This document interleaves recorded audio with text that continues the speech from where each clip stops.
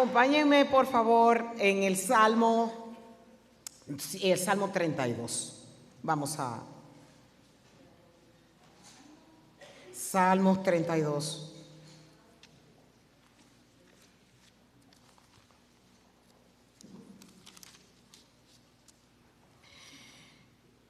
Este salmo lo voy a leer completo, aunque no lo desarrolle completamente. Vamos a exponer los primeros 5 versículos. Salmos 32.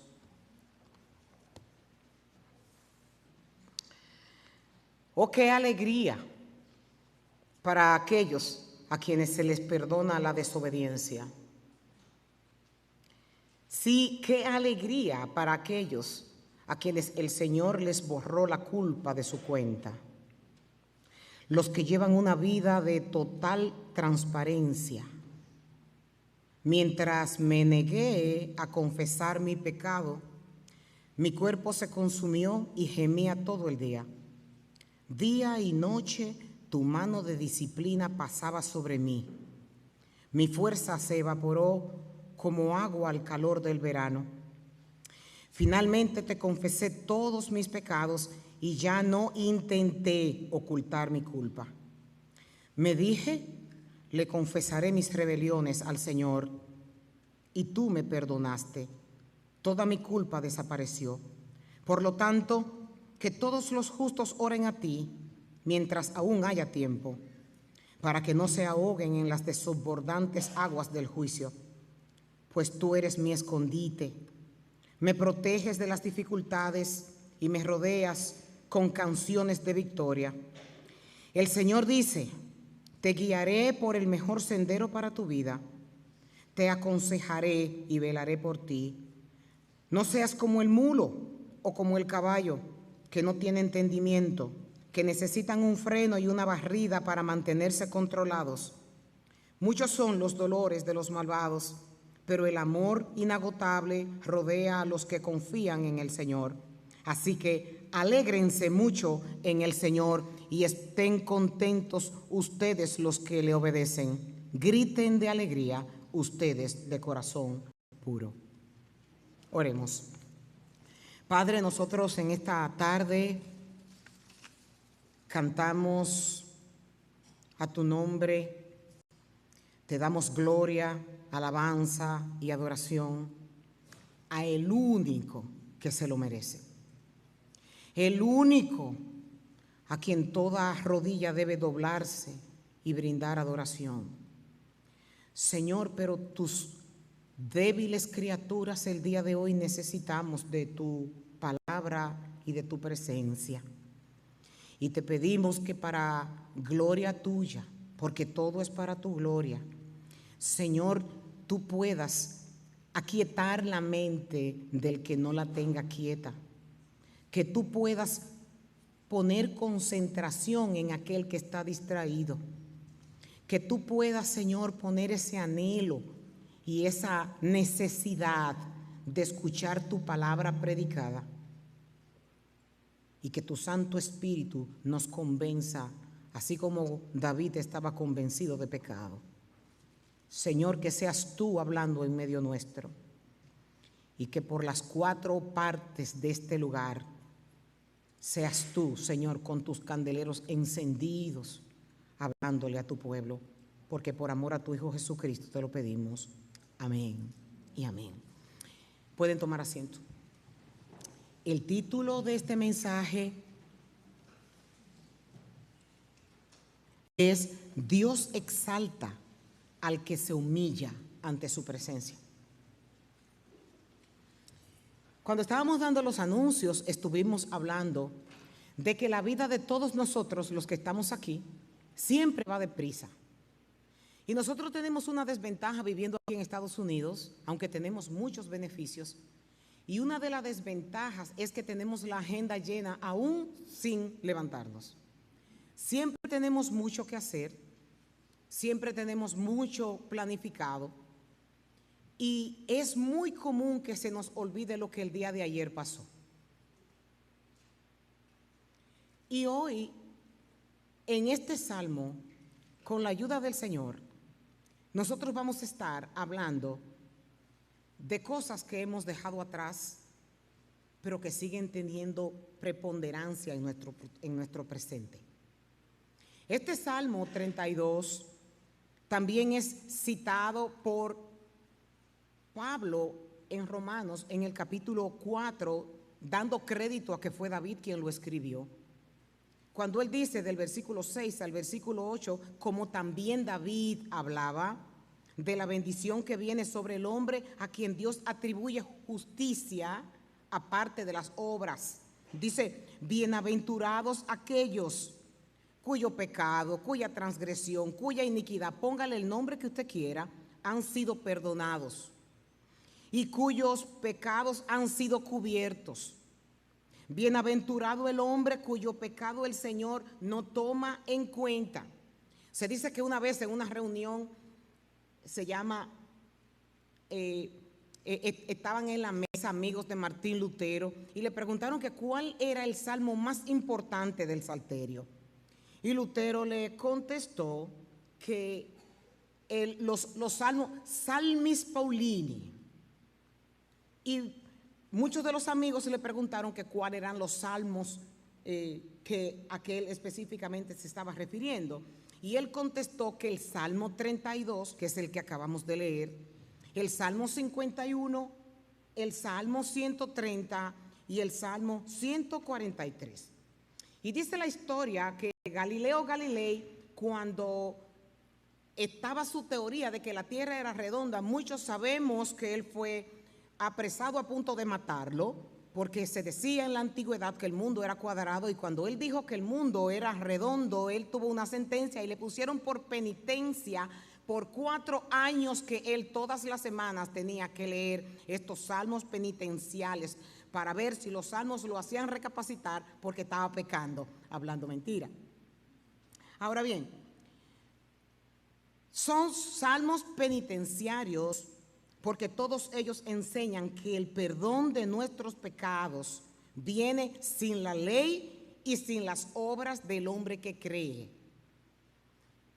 Dicen los primeros 2 versículos de este salmo que cuán bienaventurado es aquel cuya transgresión es perdonada y cuyo pecado es cubierto. Que cuán bienaventurado es el hombre a quien el Señor no culpa de iniquidad y en cuyo espíritu no hay engaño. Y la palabra, para poder ponerla más sencilla, bienaventuranza, es qué dichoso, qué feliz, qué agraciado es aquel cuya transgresión, cuyo pecado ha sido perdonado. Ahora, uno de los grandes problemas que nosotros tenemos en nuestros tiempos es que nos consideramos demasiado buenos. Nosotros creemos que como no hemos matado, que como no nos han llevado preso por haber robado en un banco, que porque no tenemos una sentencia larga delictiva, podemos decir que nosotros no tenemos tantos pecados para que Dios nos perdone, o que a lo mejor algunos pecaditos sin importancia son los que cometemos, cuando si reconocemos que el Dios al que le servimos es un Dios santo, santo, santo, significa que Él no es tolerante ante lo mínimo que vaya a rebelarse en contra de su santidad. Por lo pronto aquí ninguno de nosotros estamos exonerados a decir que no tenemos pecados que pedirle perdón al Señor. Y para nosotros poder estar felices, para poder estar contentos, dice el salmista que debemos de reconocer que nuestros pecados han sido perdonados. Yo no puedo imaginarme, yo no concibo en mi cabeza estas personas a veces que yo saludo y tienen la cara como tengo varios militares aquí, no voy a utilizar el término militar, voy a utilizar otro término. Porque el militar regularmente es serio, el militar casi nunca se ríe mucho para poder mostrar una proyección de autoridad. Una persona que no se ríe nunca, yo no puedo jamás catalogarlo como una persona cristiana. ¿Y por qué? Porque el que es perdonado es feliz. El que es perdonado es alegre. El que es perdonado tiene su enfoque en que el Dios Santo tuvo compasión de ti, perdonó tu iniquidad. Y eso es suficiente para tú pasarte el resto de tu vida feliz y alegre, independientemente de cuál sea la condición humana por la que tú estés pasando. Porque aún tu vida sea cortada, aún tu enfermedad sea grande, dice Pablo en Romanos capítulo 8, que con todo y eso somos del Señor. Entonces, es como si el pecador, cuando el hombre es perdonado, como si fuera extraído del mismo infierno, siendo heredero de ira, y viene a convertirse en un participante de la bendición. La palabra traducida por perdón en el original es quitar, que es básicamente el nombre de la fiesta que en esta semana estamos celebrando, que es la fiesta de Kippur, que en hebreo esta palabra lo que significa es cubrir. Cuando nosotros somos perdonados, estamos siendo cubiertos. ¿Cubiertos por qué? Por la sangre de nuestro Salvador. Entonces, cuando Dios perdona una deuda, remite culpa y castigo.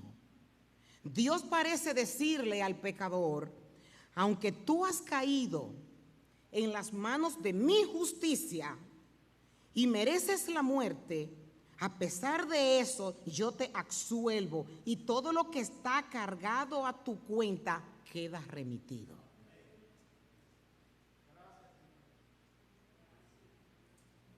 ¿Cuántos más se sienten perdonados? Eso es para saltar de alegría. Usted sabe lo que es que yo le digo al Señor todas las noches, estoy lista para irme contigo. No tengo ningún inconveniente, porque yo sé que lo que Cristo hizo en la cruz del Calvario por mí fue suficiente. Nada de lo que yo hago contribuye a mi salvación, pero lo que Cristo hizo fue definitivo y para siempre, para yo poder decir que soy salva. Se cuenta la historia de un hombre muy adinerado, y era un hombre muy caritativo, un hombre muy generoso, y dice que él le prestaba mucho dinero a los ricos, a los pobres, y que le daba un pagaré firmado a cada uno de sus deudores con la cantidad de dinero que le prestaba. Y dice que cuando el rico veía que el pobre tenía una situación muy difícil para pagar, él cogía el papel que tenía en la mano, el recibo, el comprobante de la deuda, y cogía un lápiz y detrás de su firma le ponía perdonado. Y dice que pasó el tiempo y el hombre murió.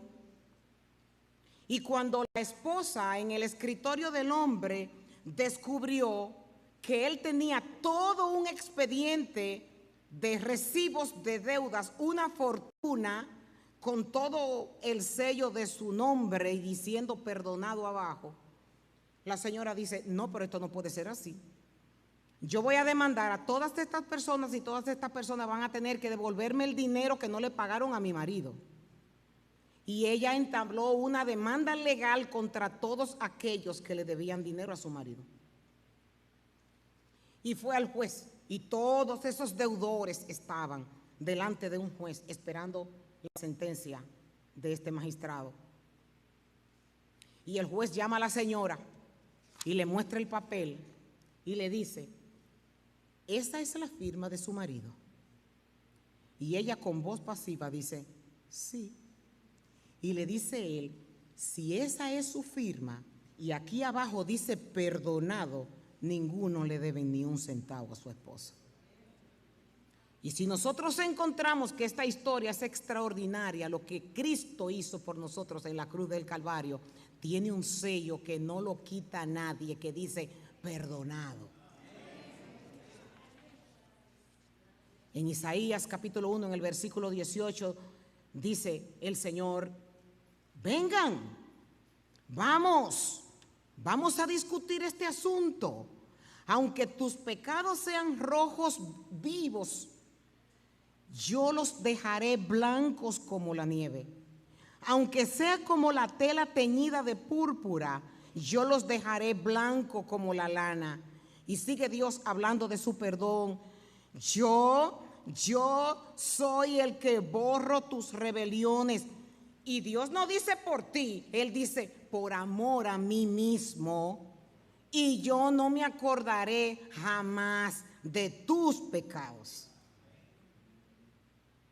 Pero ahora, desarrollando este salmo que estamos exponiendo, dice el versículo 3 del Salmo 32, David expresa: mientras yo me callé, mi cuerpo se consumió de gemir todo el día. Aquí nosotros estamos viendo dos cosas: un Dios deseoso de perdonar y un pecador que no quiere confesar su pecado. Estamos viendo los dos polos. Uno que está detrás del hombre todo el tiempo, porque Dios está detrás del hombre. El hombre se mete en los escondrijos y en los escondrijos está Dios, haciéndose presente, extendiendo sus brazos de amor, mandando la lluvia sobre el bueno y sobre el malo, y mandando que el sol salga sobre el que lo merece y sobre el que no lo merece. Ese Dios compasivo está con un perdón disponible. La oficina de Dios nunca cierra. Está 24/7 con las puertas abiertas y con un sello gigantesco de este tamaño, mostrando una cruz y el sello para decir: perdonado en el momento que entres en la oficina. Ahora, hay una forma que nos impide que nosotros podamos recibir el perdón de Dios. Y la describe Salomón en Proverbios capítulo 28, en el versículo 13, cuando dice: el que encubre su pecado no prosperará. El que encubre su pecado no alcanzará misericordia. Aquí Dios nos revela la clave del éxito humano, la clave de la desgracia humana. En otras palabras, nos enseña la raíz de toda bendición y la raíz de toda maldición. Hay dos modos de encubrirlo. Voy a decir uno, que es no confesando el pecado. Génesis 4:9, cuando Caín mató a Abel, Dios le pregunta: ¿dónde está tu hermano Abel? Y él respondió: no sé, ¿soy yo acaso guardián de mi hermano? Hay otra forma de nosotros cubrir el pecado, que es negándolo, como lo hicieron Ananías y Zafira. Hay formas de nosotros cubrir el pecado, que es con la mentira.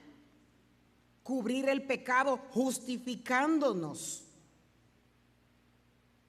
Y el primero fue Adán, cuando Dios le preguntó que dónde él estaba, y Adán le dijo que por qué había pecado, y él le contestó que la mujer que él le dio. Adán no se hizo responsable del pecado, sino que trató de buscar a otro responsable delante de Dios para él verse como inocente.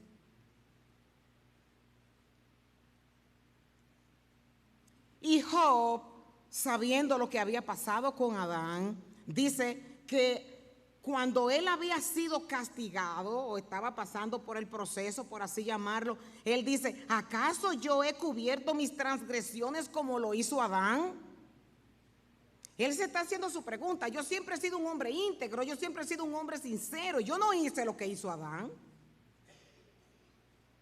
El verso 1 y el verso 2 mencionan 4 males. Menciona la transgresión, menciona el pecado, menciona la iniquidad y menciona la doblez. El primero significa pasarse de la raya, hacer lo prohibido. El segundo significa errar al blanco, no hacer lo mandado.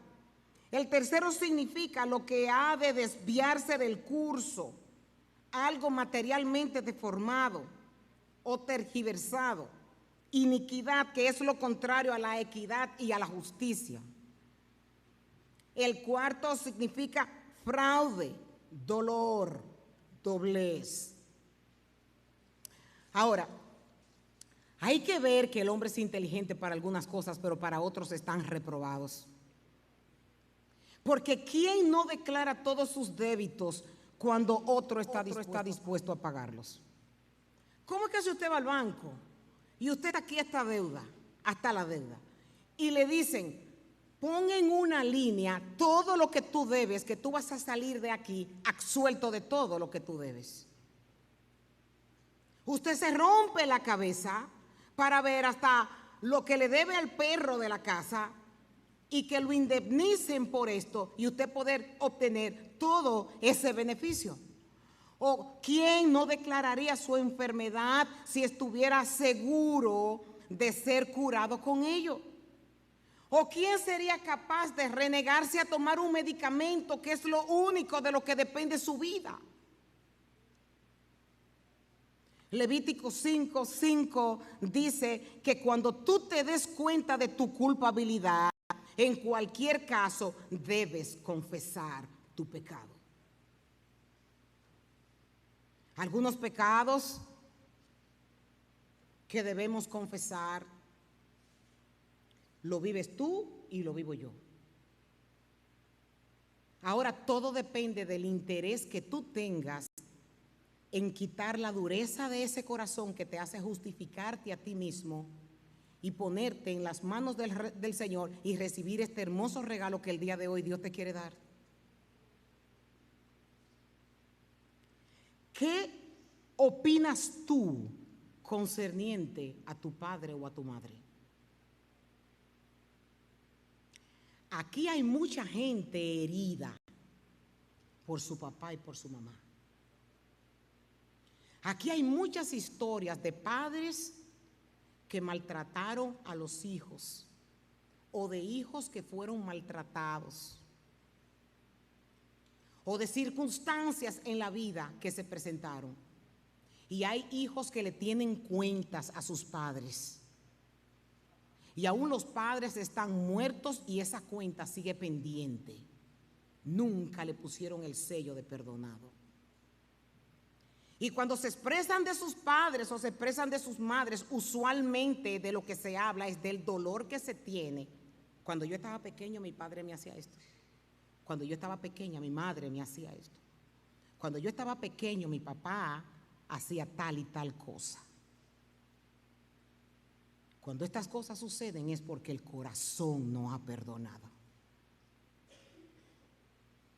Y si usted quiere probarse a usted mismo, utilice el tono que usa cuando se refiere a su padre o a su madre con los demás. Utilice el lenguaje que usa respecto a su ex esposo o a su ex esposa. Utiliza un lenguaje de autoconmiseración. Utiliza un lenguaje de pena contigo mismo, valga la redundancia. Utilizas un lenguaje de dolor por el maltrato. Y eso está en ese expediente que no caduca nunca. Los negocios ilícitos que se hacen. Las declaraciones de impuestos o para obtener beneficios falsas que solamente lo sabe usted y lo sabe Dios. Si tú sacas cuenta, ¿cuánto dinero te ha puesto Dios a administrar este año? ¿Puedes calcular qué % tú invertiste en este versículo que dice en Deuteronomio 15:7, cuando Dios a través de Moisés dice, si hay un menesteroso contigo, uno de tus hermanos, en cualquiera de tus ciudades, en la tierra que el Señor tu Dios te da, no endurezcas tu corazón ni cierre tu mano al hermano pobre.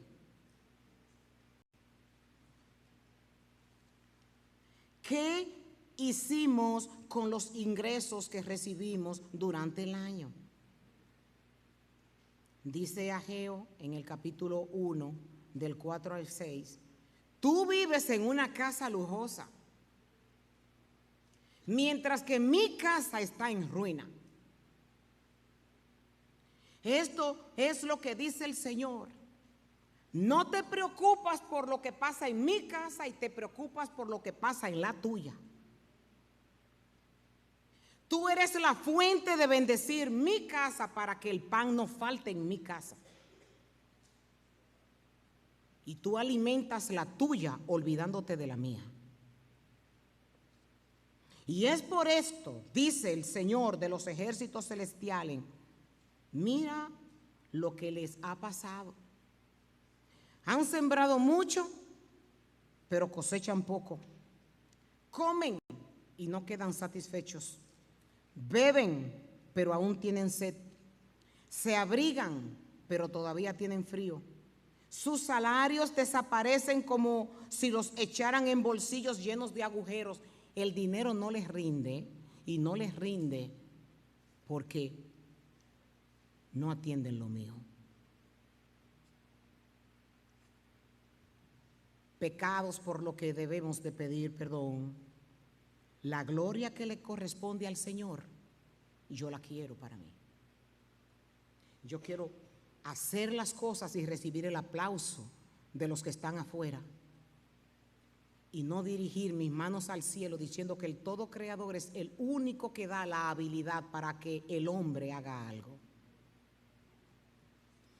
El orgullo, el egoísmo, los celos, la murmuración, la avaricia, el deseo de dinero, de no saciarse nunca. No perdonas, pero tampoco aceptas el perdón del otro. Mantienes en una rejilla la persona que te hirió, que te hizo daño, y no quieres soltar la llave de la cárcel de tu corazón para que esa persona quede libre. No me sacio con lo que tengo. Hay un espíritu de queja constante porque quiero más y lo que tengo no estoy satisfecho con ello. Deseo lo que otros tienen. Confesar que hay falta de dominio propio, que hay falta de templanza, que hay falta de paciencia. Verbalmente maltrato a mi esposo, quiero controlarlo. Verbalmente maltrato a mi esposa, quiero controlarla. No lo honro, no la honro, como me dicen las escrituras que debo hacerlo. Critico al pastor, cómo debería hacer las cosas. Critico la iglesia del Señor. Soy indiscreto, miento, adultero con los ojos, traiciono. No reconozco que estoy mal, la culpa la tienen los demás. La lengua maltrata a los demás y son como un látigo que mutila con referente a otros. No honro a mi padre, ni tampoco honro a mi madre. No le dedico el tiempo a mi madre, ni tampoco a mi padre, como ancianos que son ya, porque mi vida es mi futuro y para adelante, y esos viejos que se queden por allá, yo cuando me sobre el tiempo a lo mejor le puedo dar una llamadita telefónica o puedo preguntar en cómo están, ya no tienen nada que ver con mi vida, a ellos que hagan su vida como ellos quieran. Y no se está honrando al padre y a la madre como la Biblia lo dice. Aquí yo acabo de nombrar aproximadamente 19 condiciones que cometemos diariamente. Y si usted me dice, que no.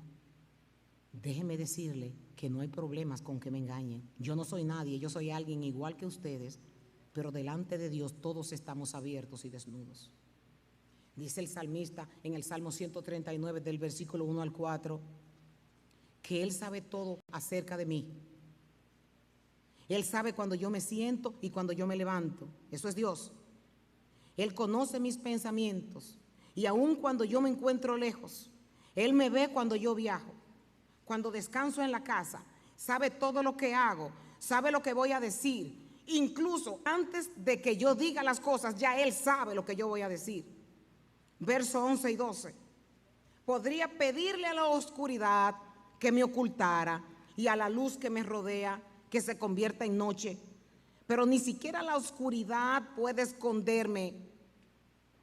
Para ti la noche es tan brillante como el día, y la oscuridad y la luz son para Él lo mismo. Lo que el salmista está diciendo es que tú en tu asiento puedes decir lo que quiera y buscar la justificación que quiera, pero el corazón del hombre lo conoce Dios más que uno mismo. Continuando con el Salmo, el versículo 3 y 4 dice: mientras yo me negué a confesar mi pecado, mi cuerpo se consumió y gemía todo el día. Día y noche tu mano de disciplina pesaba sobre mí, mi fuerza se evaporó como agua al calor del verano. Resultados de no confesar nuestros pecados. El Salmo 31 en el versículo 10 nos dice que hay tristeza en aquel que no confiesa su pecado y que los años se van rápido, que se esfuman, que el cuerpo se consume. Y Génesis 3 del 8 al 19 dice: el hombre y su mujer se escondieron de la presencia del Señor Dios entre los árboles del huerto. Cuando nosotros no confesamos nuestros pecados, no tenemos una relación con Dios genuina, porque Dios no es compatible con el pecado.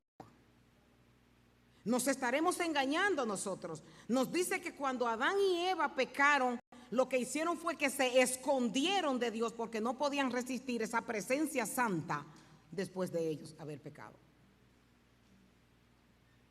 El Salmo 38 del 3 al 8 dice: debido a tu enojo, yo quiero que nosotros nos concentremos en consecuencias que hay por no confesar el pecado.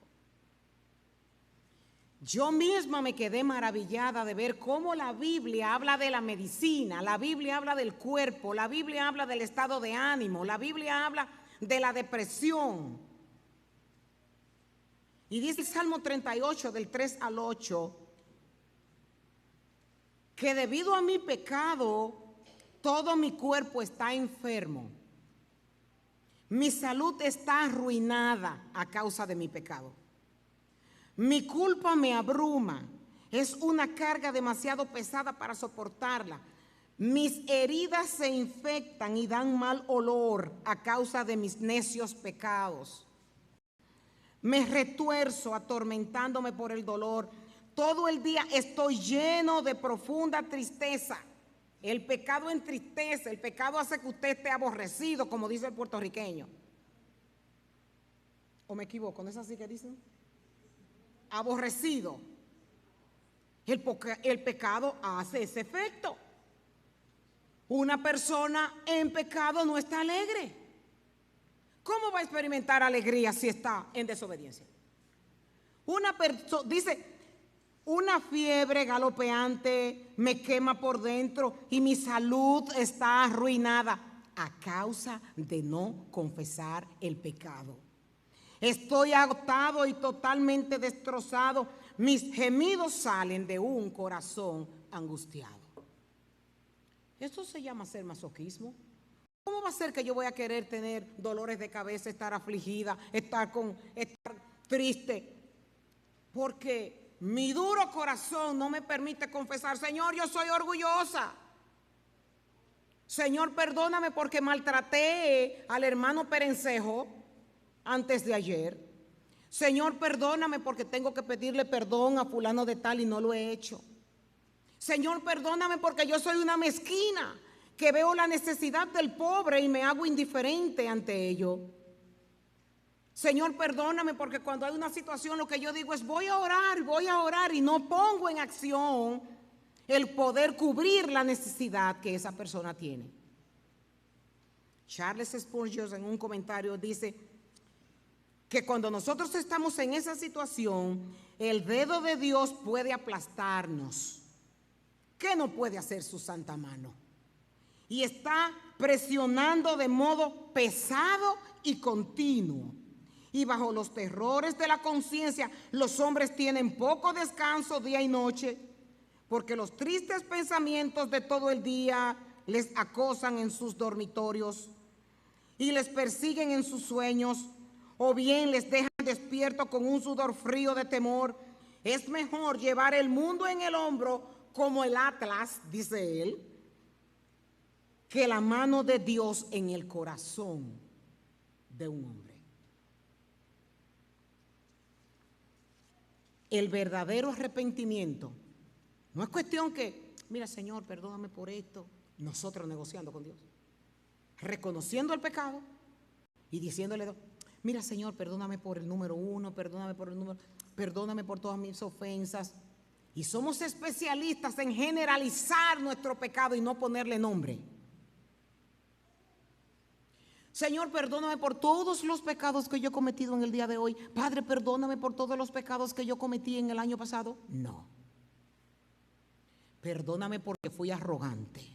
Perdóname porque fui celosa. Perdóname porque fui egoísta. Perdóname porque fui avariciosa. Perdóname porque yo deseé lo que tuvo el hermano. Perdóname porque cuando vi que le compraron el carro nuevo al hermano, inmediatamente se levantó en mí un espíritu de celo y yo quería tener ese carro. Perdóname, Señor, porque la casa que tiene el hermano y yo no tengo una como esa, me llené de envidia. Ponerle nombre al pecado. El verdadero arrepentimiento debe incluir confesión y ponerle nombre.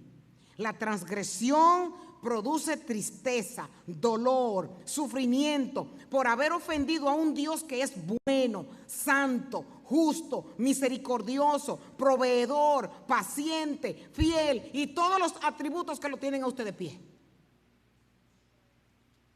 Segunda de Corintios, dice el apóstol Pablo en el capítulo 7, en el verso 10, que la tristeza, según Dios, lo que produce es conversión, que nos arrepintamos y el resultado es salvación.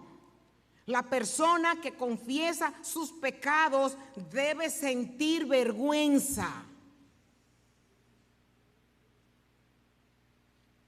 Como el cobrador de impuestos que Lucas habla en el capítulo 18, en el verso 13, que ni siquiera se atrevía a levantar los ojos al cielo, sino que se golpeaba el pecho y decía, oh Dios, ten compasión de mí que soy pecador, ten compasión de mí que soy pecador.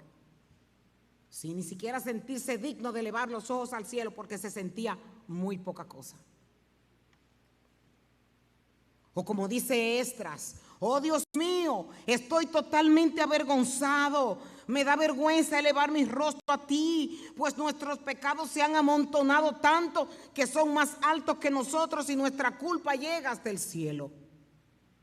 O el mismo David en el Salmo 51, que es paralelo al 32, cuando dice, ten piedad de mí, oh Dios, conforme a tu misericordia, conforme a lo inmenso de tu compasión, borra mis rebeliones. Esta semana se ha separado para hacer un acto de contrición. Yo no sé cuánto tiempo usted ha dedicado para orarle al Espíritu de Dios y que les revele cuáles son todos esos pecados ocultos que tienen que ser puestos en evidencia para que usted pueda pedirle perdón al Señor. Porque si no le ha pedido perdón, déjeme decirle que qué pena me da. Qué pena me da. Detente en el camino rápido que llevas en tu vida y mira atrás y verás todos los atropellados que has dejado. Promesas sin cumplir, pagos sin hacer, conflictos sin arreglar, heridas que sanar, llamadas por hacer, decisiones que tomar. La palabra convertirse, lo que significa es cambiar de mente y volverse a Dios. Mirar atrás es rebuscar en el pasado la cuenta que nunca se arregló y es tiempo de tomar decisiones. El verso 5, para finalizar, dice: finalmente te confesé mis pecados. Y David inmediatamente nos da el resultado desde que confesamos el pecado. Dice: y ya no intenté ocultar mi culpa y me dije, le confesaré mis rebeliones al Señor y tú me perdonaste. Toda mi culpa desapareció.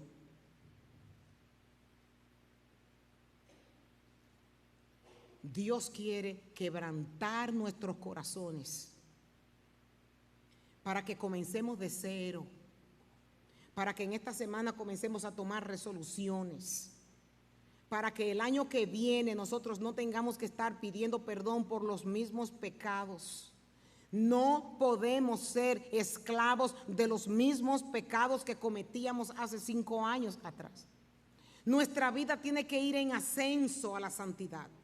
Nuestra vida tiene que estar siendo todos los días examinada para ver si nos parecemos a Cristo. De lo contrario, lo que estamos es jugando a los evangélicos, jugando a los cristianos y profanando el nombre de Dios, porque cuando nosotros decimos que somos cristianos y tenemos una vida divorciada de esto, definitivamente lo que estamos es poniendo el nombre de Dios en vano. Y por último, dice el Señor: si su pueblo, el que lleva mi nombre, se humilla y ora y busca mi rostro y se aparta de su conducta perversa, yo voy a oír desde los cielos, yo voy a perdonar sus pecados y yo voy a restaurar su tierra. La decisión está en tus manos. No me cabe la menor duda de que Dios ha hablado con usted y conmigo. Pero la responsabilidad es suya de tomar decisión. La responsabilidad es suya de dar un giro de 180 grados y decir: yo no quiero ser más el personaje del año pasado. Yo quiero evidenciar que Cristo mora en mí. Yo quiero que cuando la gente me vea, vean el rostro de Cristo en mí. Yo quiero poder testificarles a otros que las cosas viejas pasadas y que aquí todas son hechas nuevas. Yo quiero testificar que no es una justificación para mí el hablar de mi maltrato que me hicieron en el pasado para yo celebrar la conducta que tengo el día de hoy. Yo quiero decir que todo lo puedo en Cristo que me fortalece. Vamos a ponernos de pie, vamos a orar.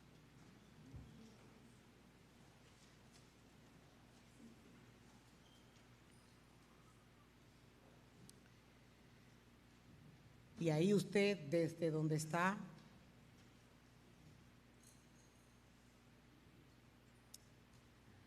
hable con su padre, que usted conoce la lista.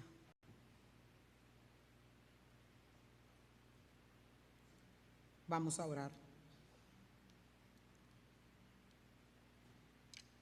Padre Santo, Padre bueno, Dios de misericordias y bondades, el que siempre está dispuesto a perdonarnos, el que quiere que nuestras vidas sean arregladas y sean alineadas a ti. El que hoy te está hablando de estas cosas ocultas, que a lo mejor tú crees que las has borrado, pero tu conducta viene arrastrada por ese daño que se te hizo o en tu niñez o en alguna etapa de tu vida.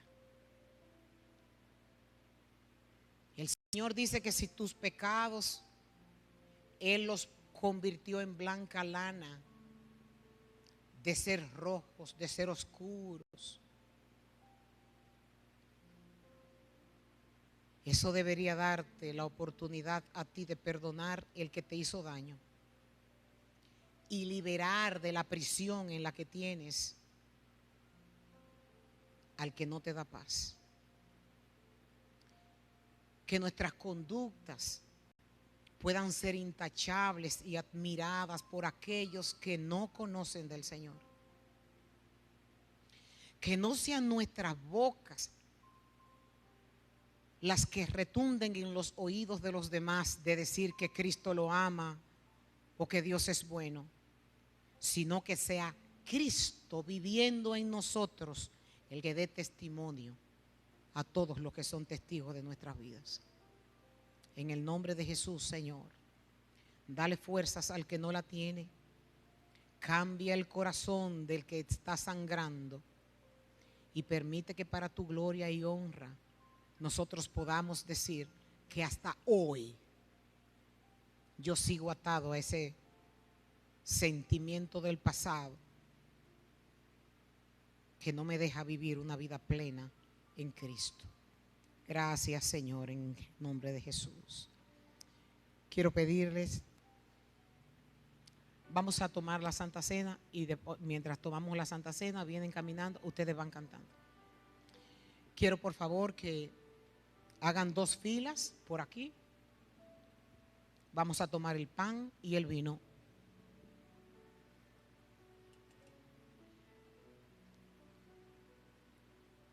Todo el que ha sido bautizado